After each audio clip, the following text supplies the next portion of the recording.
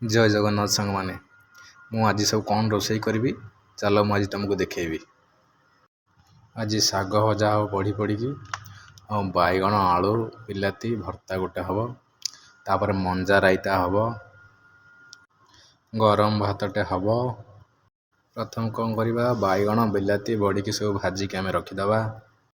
ये देखु आमर बड़ी बिलाती बैगण सब भजा सरी। तापर कौन करवा से कड़े हल्का तेल देकी शाग को 50% भाजीदे। ये देखु आम शाग 50% भाजी सारी आम गोटे थाली को खोलीदे। ये सहित मु आलू दीटा पकई से भात बसैला बेले आलू दीटा सीझे देती सहित आम कड़ारे रसुण फुटण और पियाज पकई जस्ट एमती टिके भाजवा। भाजी सारापर जो शाग को आम 50% भाजी रखते आम ए पकईवा। पकई सारापर ताको जस्ट टिके भाजवा ताको एमती एपट सपट कर भाजीदे। से भजा हो सारापर आम जो बड़ी रखी से दुईटी ए भांगिकी पकईवा। पकई सारापर ताको पुणी एमती आउ थे भाजवा। शाग आमर पूरा रेडी हो सारा। एबे कौन करवा आम ताको अलग गोटे थाली की बाहर करदे। से कड़ारे अल्प किसी तेल दे पियाज पकई आम ताको भाजवा। पियाज हो सारापर आम कौन करवा आम जो बिलाती काटी रखते से बिलाती की पकईवा। बिलाती पर आम अदा रसुण पेस्ट पकईवा। लुण स्वाद अनुसार पकईबे। पकई सारापर ताको एमती जस्ट टिके भाजीदे।